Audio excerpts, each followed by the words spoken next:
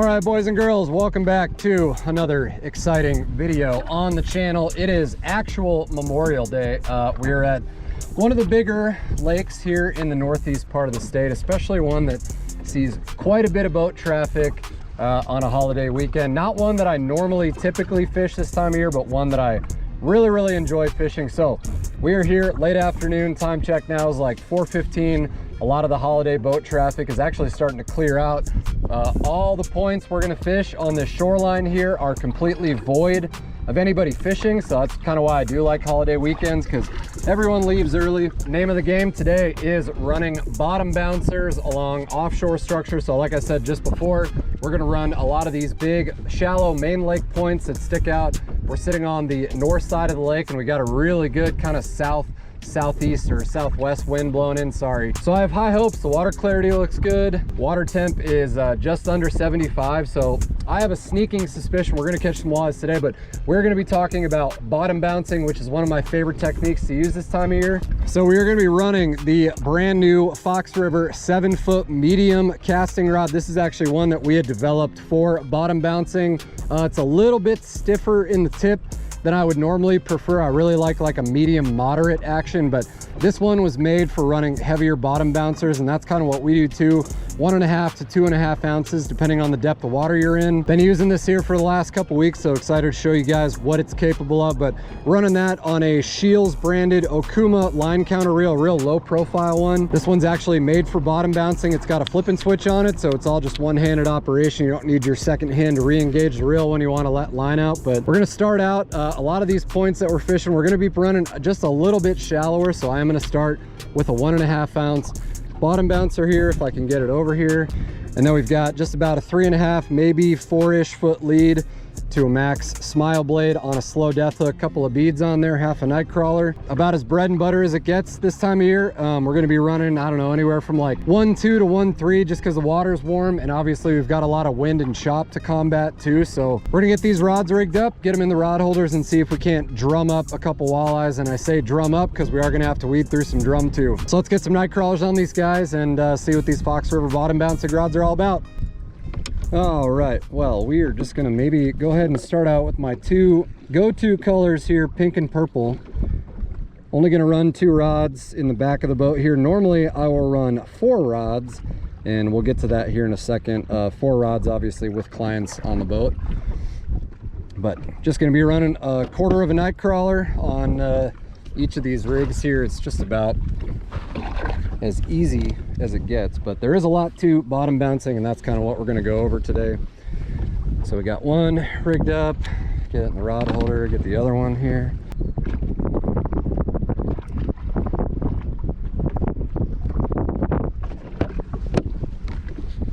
All right, got number 2 rigged up. Go ahead and get that one over there, get the boat speed going here. So like I said, we're just going to be running all these long fingers, these long shallow points that come out here. Try and get our speed dialed in, probably kick the speed up to like, I don't know, 1.2, 1.3, something around there. But we're just going to be S-curving in and out of these points, shallow, deep. Always make, you know, kind of make sure one rod is speeding up, one is slowing down. Try not to go in a straight line if you can't help it, but the fish are going to let us know where they're at, especially running some squirms. But with bottom bouncers, all you really want to do is just let that spool go until it hits bottom, and as soon as it hits bottom, you give it a couple extra feet. That's it. Easy as that. Do not want a lot of line out with bottom bouncers. You want your line pretty much at a 45-degree angle when it's in the holder, and that's it. But when I do run 4 rods, like when I have clients on the boat, we run 2 ouncers up in the front, 1.5s in the back, because the 2 ouncers help keep those baits more vertical so that they don't drift back to our shallower ones back here. We can afford to have a little bit too much line out back here, but it always makes me laugh when I see guys running bottom bouncers and they trim their engine all the way up. If you got to trim your engine up in the back of the boat, that means you got too much line out. Just want them pretty much right below the boat at a 45-degree angle. So we'll get our speed dialed in, adjust the depths kind of as we go in and out of it, and we will see what happens. And one thing I forgot to mention also, when we're talking about bottom bouncer weights, the general rule of thumb for bottom bouncers is 1 ounces per 10 feet.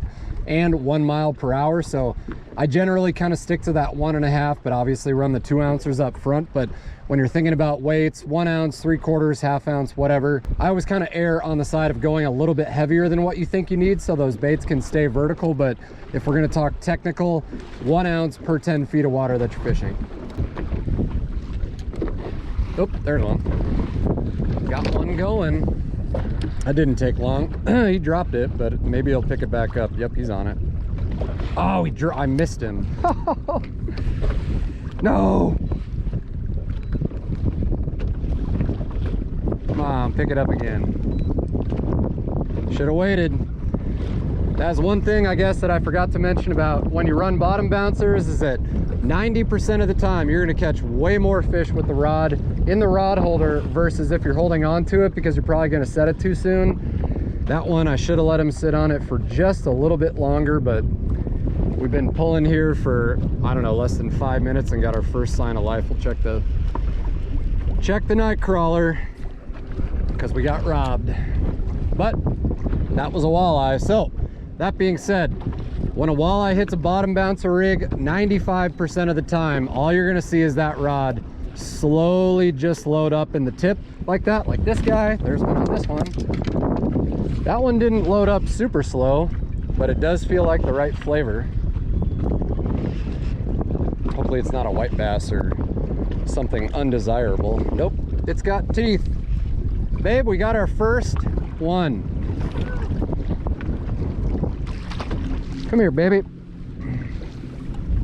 Yeah, get in the net. Oh, he's out of the net and he's trying to make a run for it because he's not small. This lake, they actually got to be 18 to keep.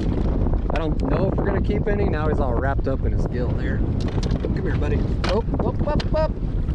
Hard to do by myself. There we go. Okay. Got our first one. We'll just spot lock right here. We're marking a crap ton of fish right off the hump there. Not a giant, but I don't think he'd make 18, but we're not here to keep. We're just here to catch. All right. First one, little guy. He would make a keeper at a different lake, but like I said, we're just here to catch today, not to keep. So that's a good sign though. I mean, we've been fishing for like 10 minutes and got our first one. Thanks, buddy. Anyway, what I was trying to say before I was so rudely interrupted by a fish, my bottom bouncer is wrapped up 74 different ways in the boat here. When they hit a bottom bouncer, that one actually hit it pretty hard, but a lot of the times you just see that rod slowly fold like that, and you just got to let them sit on it because those big ones will come up and they'll just grab the whole thing and sit on it. They're not going to like turn their head. That one did because he was smaller, but a lot of times those bigger ones just grab the whole thing and they just sit on it. So sometimes you just got to give them a second, kind of let them feel that resistance, because a lot of times when they feel that resistance from the rod, it makes them chomp down a lot harder. So, but other than that, you just pick the rod up. There's really no hook set per se. You just kind of do like a slow sweep to the side or leave it in the rod holder and pump that real quick. But that last one we just caught, he was a no-brainer. I like no-brainer. So we'll get some fresh crawlers rigged up on these guys and hopefully do it a bunch more times. There's one. Another one. Okay, so what do? We'll grab it, let him sit. Oh, he's got it. Yeah, we got him. There we go. Number two. About 2 for 4. About the same size as the last one, but I don't even care because we're bouncing and they're biting. Big time biting. At the time of day when you would not expect them to be biting on a holiday weekend, they are doing it. Oh, another one. Holy shit, we're just, he's on there. We got him. Okay. We're really doing it, Harry. Whoa! They're not big, but they're biting. We'll find some bigger ones.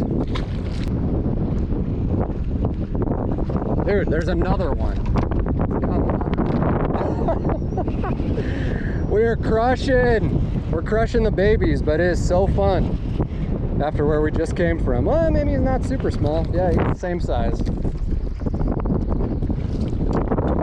But again, cannot stress enough, like if you are new to walleye fishing and you're just trying to figure stuff out, especially on a lake maybe that you haven't been to before, cover a bunch of water with bottom bouncers and kind of figure stuff out, this is the hot ticket.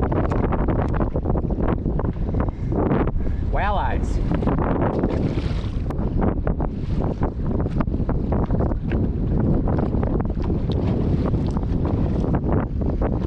There we go.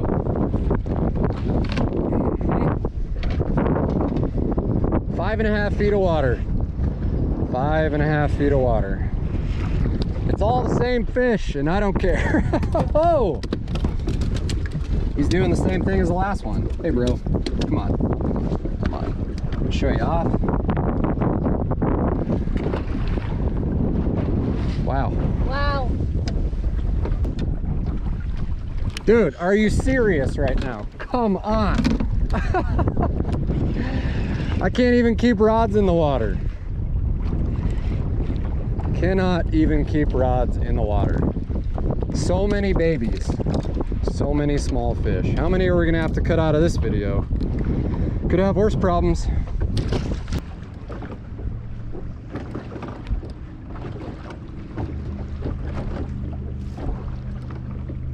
There we go. That's gotta be a better one. Come on, be a better one. Feels good. Don't know. Maybe they all feel good at this point. He's staying down a little bit better. Tiny bit better. He folded that rod, go. That's what you want. That smile blade. Pink and purple both doing work today. Thanks, buddy.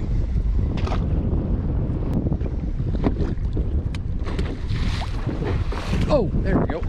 Another one. Okay, maybe this is the last one from this point, and then we're gonna go to a different point because they're all topping out at about the exact same size. And we literally have a double. Oh, he dropped it. He's back. All right, we got a double. What do? Let's put this one down, really, the other one. Oh man, things are happening. Things have been happening. Oh, you can't complain though. We cannot complain. This guy's only been caught about 600 times. Not big, but still fun. Anywhere from 5 to 20 feet of water. Woo! Oh, there we go. Oh, pick it back up. He's there. Got him. Got him. I was just saying we should have already picked up a fish here, and alas we did. Oh, right to his head. Another baby. A lot of babies. Whoa! That one, oh, way too much line out. Way too much line out. Is he back? Oh, he's back. And I got him. Oh, we just slid up. Hey, babe, get that one. Reel that one in. Keep pressure on him. Don't give him slack. We got one. Oh, yours is bigger than mine, or they're about the same. Get him. Yeah. I love to see it. All right, little double. Wifely double. Wow. Thanks for helping, honey. Yep. Ooh, one, baby. Two. Two, baby. Ooh. Cheers. Bump, fish bump. Boop. You're always gonna have a breeze. And it's gonna be nice and cute. Oh, there's a fish. This is so, babe, double. Shit. Double, that one looks better. Just pick it up and keep pressure on him.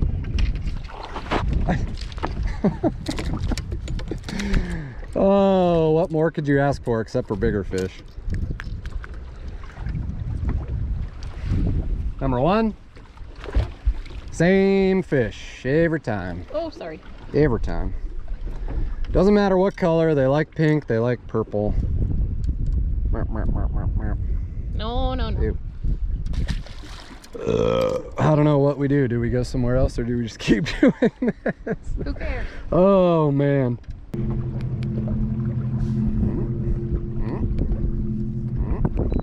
Oh, hi. I was looking at the other rod. Fresh point, fresh fish, all the same ones.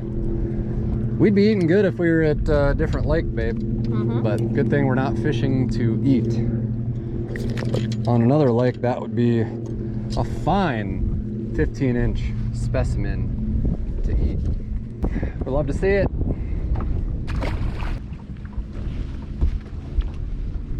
Oh, there's one.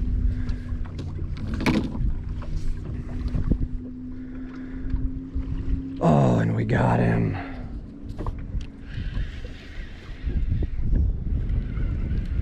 Cookie cutters all day long. Oh, that one would taste so good somewhere else, but not here. But man, they're fun. By the skin of his little teeth, just fell right out. Little chunky eater guy. So fun.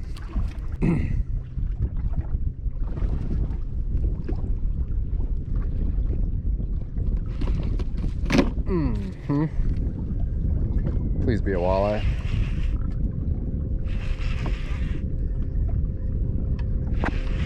Feels drummy, but those are good head shakes. Yeah, there you go.